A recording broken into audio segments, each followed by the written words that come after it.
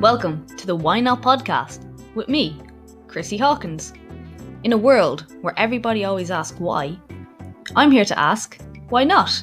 I'll be breaking down the mindsets of guests as well as my own in a bid to find out what makes people say, why not?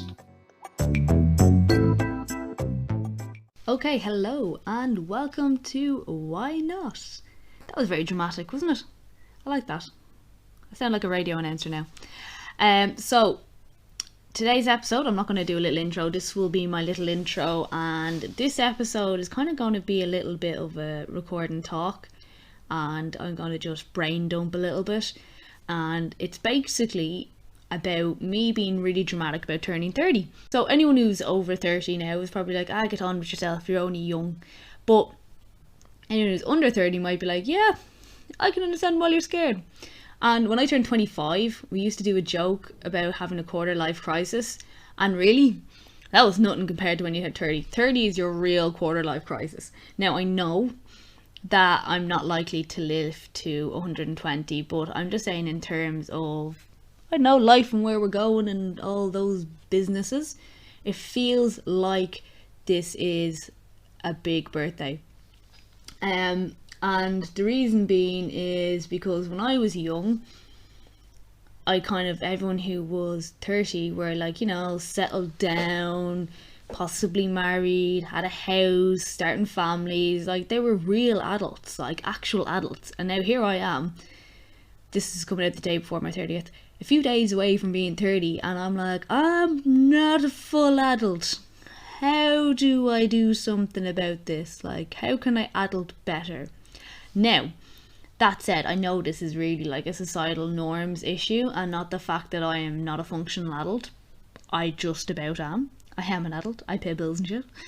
But it's kind of weird when you're coming up on that now, and I am seeing around me a lot of people, like, say, for instance, are getting engaged or mortgages or pregnant. Everybody's pregnant at the moment. I don't know if it's because we're turning 30 or the pandemic, but it seems like every second person I know is pregnant. And if you are, congratulations. Enjoy. And it is kind of weird when you see stuff like that, because you're like, I was in school with them, or we used to go on nights out and get absolutely shit-faced, and now you're going to have a child. That is crazy. And it's interesting as well for me, because say for instance, there's sometimes where I have that little kind of ooh every time I see it, but I don't actually want children. So it's to me like people getting pregnant, I'm like, well, just calm down. But if anyone wants children, obviously have children, great. So I'm sure people are going to start asking me now, where it's like I've had the odd time people saying it, and I'm like, well, I don't want kids, and they're like, what? And I think we have to remember that not everyone is in that. They don't necessarily want children, and it's funny because like you're gonna not follow that societal norm because of that. And I think it's better for you to just accept people when they say that, as opposed to tell them, oh, you just wait. But anyway, side note. The other thing is, like, we've seen a lot of people getting mortgaged at the moment, and well, I'm self-employed and have been on the pandemic payment for the best part of 2 years, so can't see me getting a mortgage in the foreseeable. But again, I don't feel pressures to get that. I don't mind. I kind of not sure, do I want a mortgage right now?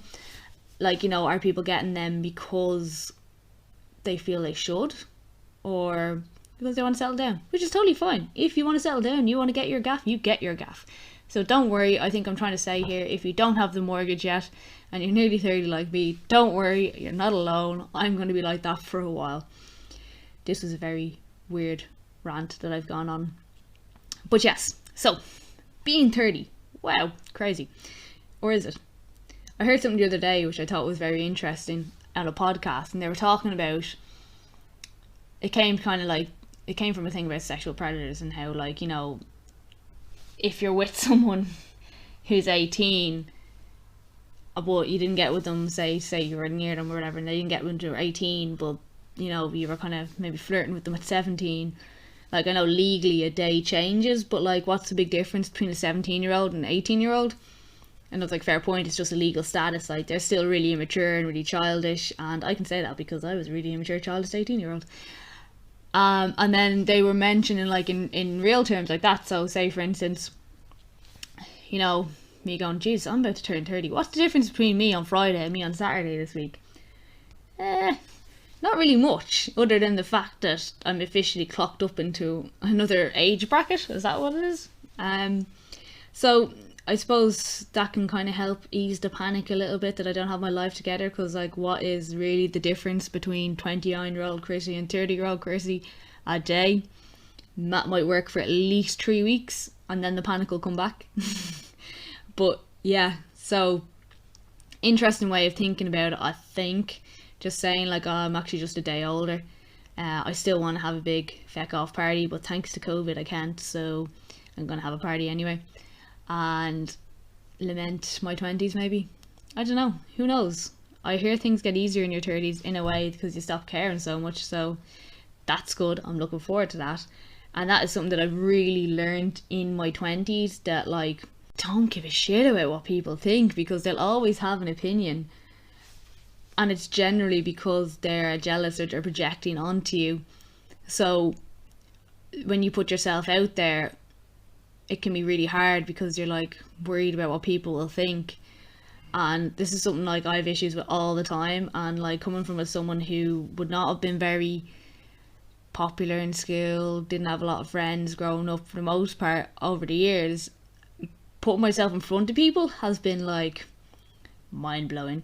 Like, you're talking to the girl who, when she was in college, couldn't stand up in front and talk presentations in front of people because she was shaking so much, to someone who teaches classes of upwards of 20 people sometimes. So it's been a real roller coaster and change, and there's a lot of self-doubt, I think, for everybody, myself included, and constantly, it's still something that's constantly happening. And it's really easy to make yourself look really confident and outgoing on social media, and when like you don't see the battles that are going on inside people's heads.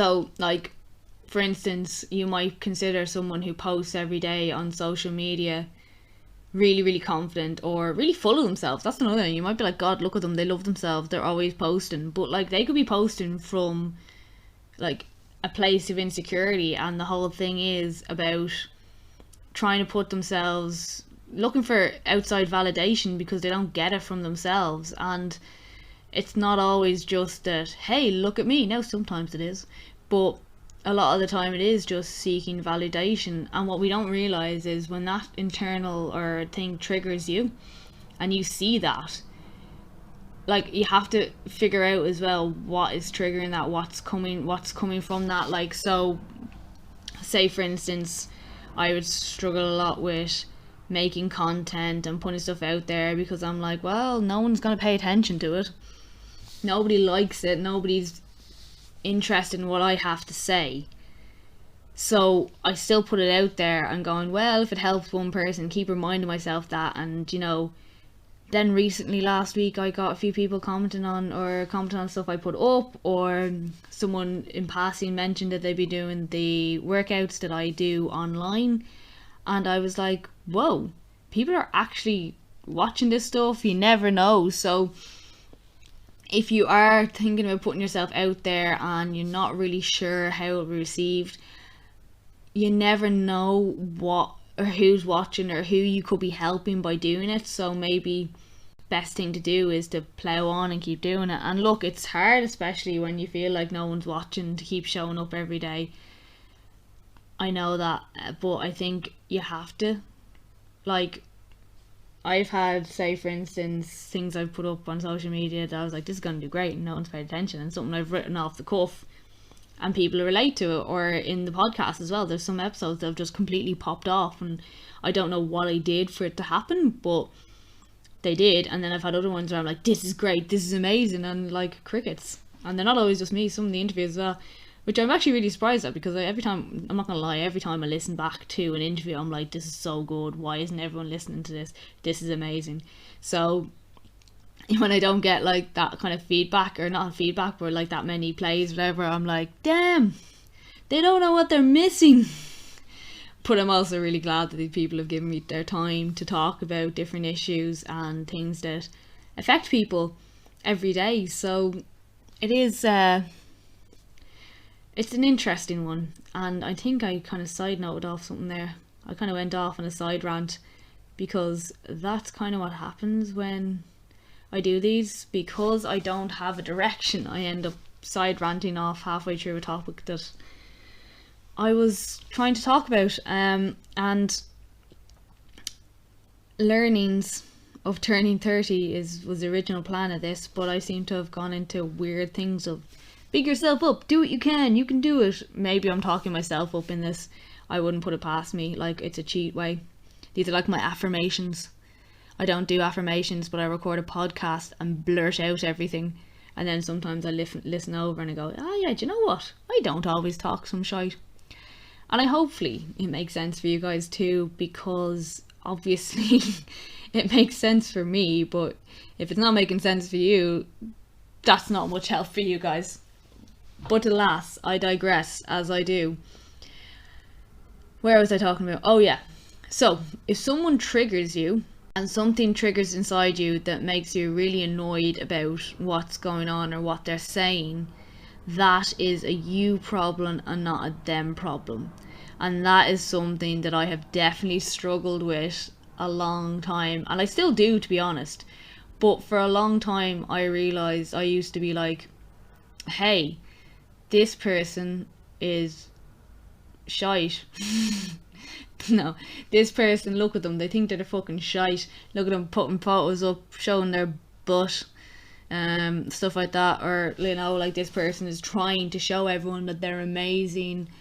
And, like, I was trying to figure out, like, that's actually a problem that I have. And I'm kind of maybe more jealous that they are comfortable enough with showing their butt. Whereas I've always been very reserved and very shy. The idea of doing stuff like that to me was like, oh, they shouldn't be doing that. But I was kind of brought up like that as well. And when you think about it, it's kind of stupid. Like, if someone wants to put their butt on social media, that is up to them. They put their butt out there. That's the way I think these days, because at the end of the day, it's none of my fucking business what they do with their social media. So I'm kind of trying to get out of that mindset of, like, giving out, or not giving out, but getting mad at people's choices, because at the end of the day, it's their life and not mine, and I need to STFU. And if you don't know what that means, you're either too young or too old, and you don't need to look it up, because it's me cursing without cursing. But anyway, I'm trying to be a cool MySpace teen with my abbreviations, or Bebo, sorry, we didn't really have MySpace. Anyway, digressing again. Another thing you have to keep remembering is not everyone's gonna like you, so stop trying to please everyone. And this is also something that I struggle with. Like, I have issues of trying to people please, I think, because of, as I said, growing up not having a lot of friends. And I found this pop up in really weird scenarios. Like, say, for instance, if I make a social media post, like I had this on TikTok, like, people were asking me loads of questions, like, I need to get back to them straight away, I need to get back to them. It's like, these are strangers. These are people who are responding to a post that I just put up on social media. And I was guessing, I was like, and at the end of the day, I don't owe them anything. Like, they responded to my post, and it's really, really weird being in that, like, having to remind yourself that you no longer need to do that. Like, you don't have to do it if you don't want to. If you don't feel up to it, like, it's not your job to do it. And it's kind of weird, because I've in a sense, I've gotten a bit like that, better like that with people I know, and setting boundaries. But again, this is a long process. Like, say, over years at work, I've been like, yeah, I'll do anything. And now I'm like, kind of like, no, I won't do anything. I will do this, and this, but I'm not doing everything. And I'm trying to do that with people as well. So I'm sorry if I haven't shown up to something in the last while. If you're listening to one of my friends and I just didn't come, or I didn't want to come, or I said I wasn't coming, if I haven't done it, it's because I didn't think, not that it wasn't worth it, but it was better for me to not do it. So I do apologise in advance if you're listening to this going, that bitch, that's why. And same thing with family and stuff like that. There's some things, like, I would make a huge effort for certain things, and it doesn't seem to always be reciprocated with me. So I've decided, if I do this a lot actually, to be fair, if I do stuff for you and I don't get it back, I will stop doing it. And sorry, not sorry, but if I'm not going to get the same responses, I'm not going to put the same effort in anymore. And I think everyone should be a bit like that, because I think we do have a tendency to try and people please. And like that, as I said, like I was doing this to people on the internet that I've never met. I was like, oh my god, I need to do this for them because they've asked me a question today. I'm like, you don't. And don't ever think you have to. If you don't want to do it, don't do it. And if they're mad at you, again, that's a them problem and not yours. So you don't have to feel guilty about doing things you don't want to do. Something I've learned in the last few years, which is something, again, I'm still working on, because life's a constant work in progress. Which brings me to my next point, and it is so hard to be consistent in anything. And I'm not talking about fitness, and I'm not talking about food. I'm talking about showing up every day when you don't want to. And I know the importance, I can go into the importance of having goals and wanting to do stuff, and sometimes the goals are terrifying, and that's what makes you pull back and not do what you know you should be doing, and you're telling yourself you should be doing, and you're giving out to yourself for not doing it. And it's all these things that you're just constantly beating yourself up for not doing, but yet you don't do it, which, like, it's mad. So again, this is something that I struggle with in general, not so much with the likes of training, but it comes to trying to like put out content and build these habits over time. It literally is so hard to be consistent, and when you don't do it, you feel shit. And then sometimes when you do it, you feel like you've half-arsed it and you still feel shit. And it doesn't seem to matter which way you do it, you still feel a little bit shit about it. Which, look, you're being mean to yourself. Stop it. Of course you're not going to stop it. It's not that easy. But I think it's very important to admit that, like, consistency is hard, and put plans in place to help you be more consistent. So my thing is, I like to schedule stuff. I found towards the last few weeks of before things started opening again, I was faffing around all day, even though, because I had all day to do it, so you only do it in the last hour. Now I'm a little bit better because I have things to work around, so I have to do this now, or if I don't do it, it won't get done today. This is your hour to do it, and that works better for me. And I think it works better for a lot of people being under time pressures, because if you've all the time in the world, you won't do it. The other thing is as well that I have had to put blocks on my social media. So like, while I'm not on my stories so much anymore on Instagram or Facebook, in the long run it's better for me because I use them as procrastination tools. I've even added TikTok to the list recently because I was using that one really frequently as a way to avoid what I actually was supposed to be doing. So I think knowing that and identifying these problems as opposed to hiding from them is the only way, and you build specific habits over time and you get better at avoiding the things that cause you badness, cause you to fall off maybe. And that's what you need to focus on, as opposed to doing something until it gets a bit hard, stop, do something until it gets a bit hard, stop, do something until it gets a bit hard, stop. It's very easy to fall off the wagon, and then you just fall into this negative cycle of beating yourself up all the time, as I do regularly, by the way. I'm constantly talking bad to myself, so don't worry, it's not just you. And trying to reprogram that takes time as well. And one thing I learned about recently, which seems so simple but I never thought about it, was actually reflecting on how far you've come. Because if you're stuck in this negative loop cycle, if you look back, you could be like, God, before I used to just do this and this, and I'd like not do anything, whereas now I'm consistently doing this every day. And like, it could be little things like making your bed, or, you know, having a shower. I don't know, like it could be even brushing your teeth or something. And I think we underestimate reflecting over little things, especially if you're in the depths of the horrors, little things that we do. So like, I'm like, oh God, I didn't do that today, I didn't do that on time, oh I didn't do that. But if you look at it, I've done consistent, say, Instagram posting, or I've done a little bit of this every day for the last 6 months, and before I'd last maybe 3 weeks and not post 4. So reflecting back and looking at that and like putting yourself out there more, like that's something I do more now, and going on camera and making silly videos. And I know that doesn't seem like much, but if you're someone who doesn't like being in front of a camera, it makes it so much, it makes a big difference when you look back and go, geez, a year ago I never would have done this, and now look at me now.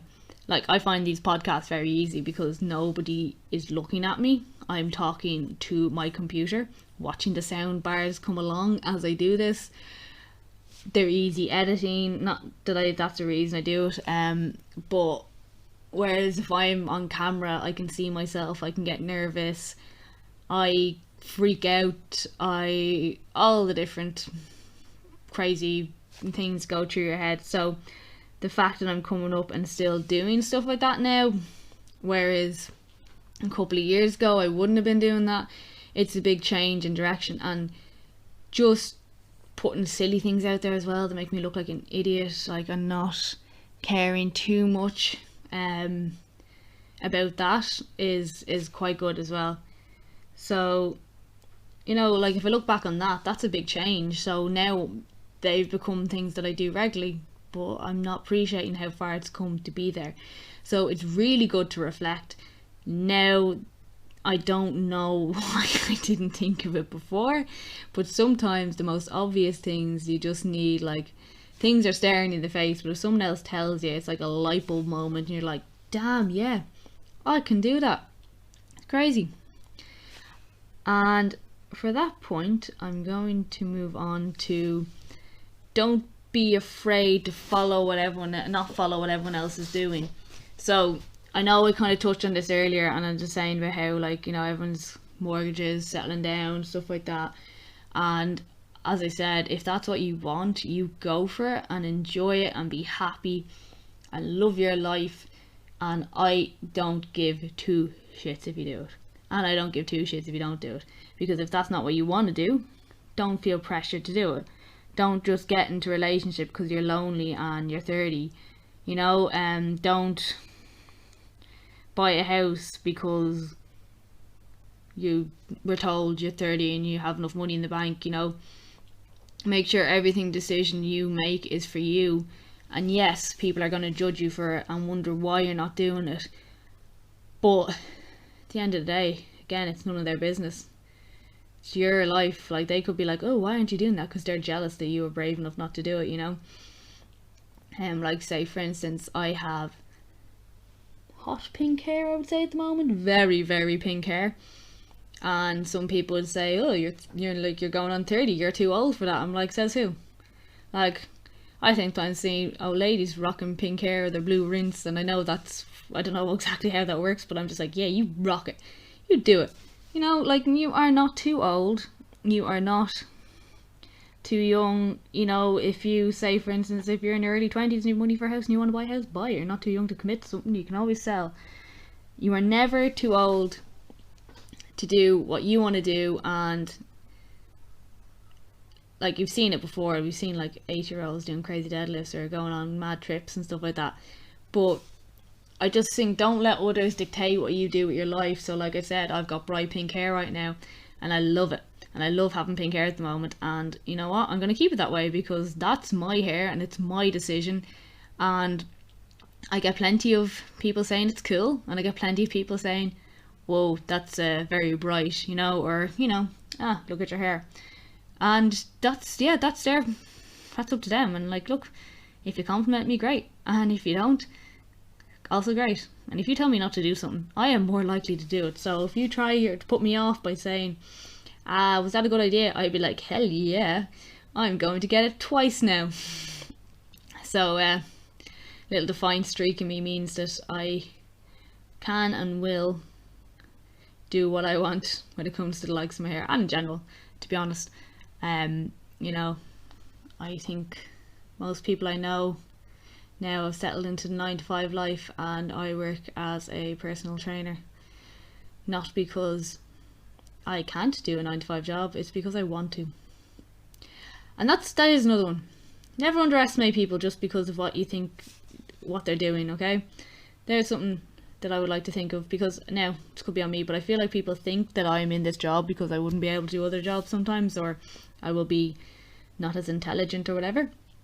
But I'm damn smart, and I know I am, and I do this because I want to, not because I can't get anything else.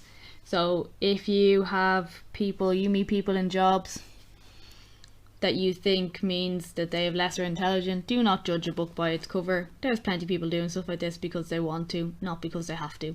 So do be mindful of that, and try not to judge people like that based on how they work or what they've decided to do. And try to be more supportive of your friends who are going down alternative routes, please, because it's 9 to 5 isn't for everyone. So if your friend has decided not to do that, or they're trying to start a small business, support them, give them a like, give them a share, help them out. I know I wrote a post on this the other day, and it was based on, like, if someone near you, you know, is trying really hard, or they're like putting themselves out there, you're more likely to be like, ugh. But if Kim Kardashian launched a new product, you're all over. And I'm like, what's the difference between her and your friend? Like, why wouldn't you support your friend? Why do you make bad comments to them? Is that because you're jealous of your friend putting themselves out there? Like, what's the difference? Like, Kim Kardashian's putting herself out there, but what, just because she's got millions, it's okay? It's interesting post, you'll find it on my Instagram.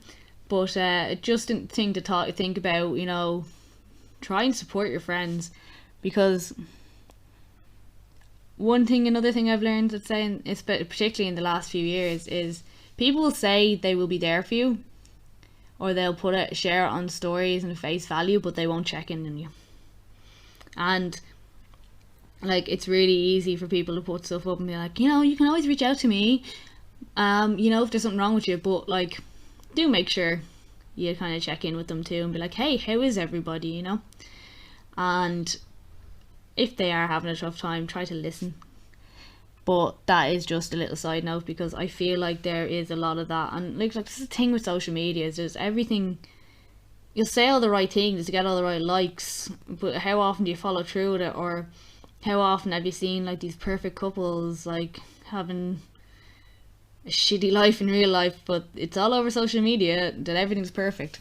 I think I kind of talked about this, but I didn't fully, so I'm going to double back on it and go, another thing I've learned is, do not believe what people are posting on social media, because it's very easy to fall into the comparison syndrome trap. But you are only seeing a snapshot of someone's life. You are literally only seeing a snapshot, and they are choosing to let you see what they want you to see. So say, for instance, even if someone is posting about being vulnerable, and I'm not taking away from anyone who does that, I think it's brilliant to share awareness on everything, but they've decided to share that. There could be even darker stuff going on in their minds, but they're not sharing it with the world because they don't want you to know that. They will show you what they want you to see. And I think people assume a lot that what everyone puts up is real. And look, to be fair, we have no training in anything otherwise. You know, it's not like we're brought up and going, this is how you use social media, be careful about this, be careful about this. It's very hard. And that's how so easily we fall into these comparison syndrome traps, where we're looking at people who are quote unquote living their best life, and we're going, Jesus Christ, I'm the same age as them, they got a house, or I'm the same age as them, they're traveling the world, and I can't afford a week in Kerry, pre-COVID, when it didn't cost $2,000. And you know, it's so easy, but you don't know what's going on in the rest of life. We don't know what's going on in behind closed doors. So I think it's very important to try and remember that all the time. And I know people say, we remember, we tell it, but like, it has to be said, you do need to like check who you're following. Are they making you feel bad? If they're making you feel bad, mute or unfollow. I think the mute function is fantastic. I've unfollowed a few people over the years, and you know, I know it's hard to unfollow people if you know them, because they might be like, hey, why did you unfollow me? So I discovered the mute button in the last year, and I tell you now, like, when you don't have that stuff in front of you making you mad, it makes such a difference. And like, I know that sounds really bad, muting people, but they don't know you've muted them. And if they're causing you stress or mental anxiety, why do you want them on your feed anyway? It's really interesting. It's like, oh, I feel bad about doing that. Yeah, but like, why? Like, so you feel bad every time you see their post because you feel bad that they might feel bad that you're not watching all their posts and feeling bad.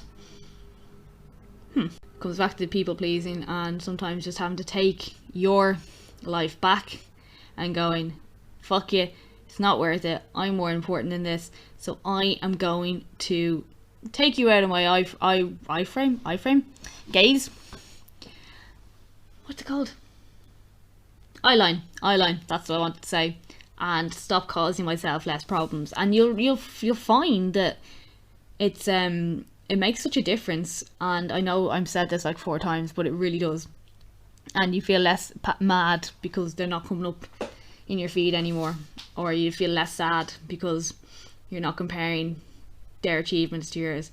And that said, I know that's hard because of COVID at the moment, no one's going anywhere, but still, like, it's even worth muting people. Say for instance, if you're very triggered by people who are breaking the rules of COVID, and that's pissing you off because you're trying really hard to be really good, mute them too. If you don't want to unfollow them, just mute them, because it'll make you feel better in the long run.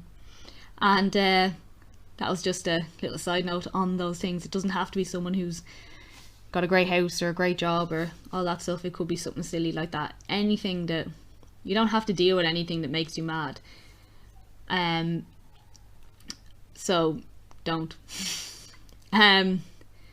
Another thing I have learned, have I learned anything else? I've learned lots of stuff, but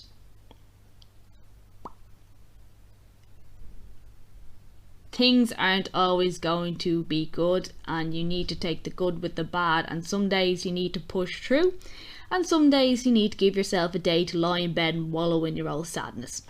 So that's something I think as well, this ties back to the social media thing, that because of the whole thing that we see everyone who is all happy and loving life and thinks that everything is great and love is great and blah blah blah, that there's something wrong with us when we're not having a good day, or there's a bad day, you know, and people then beat themselves up or press the fucking button and go on a binging spree or something, like, you know, or drink loads. Like, that's something I've done before. I've just been like, fuck it, I'm gonna drink.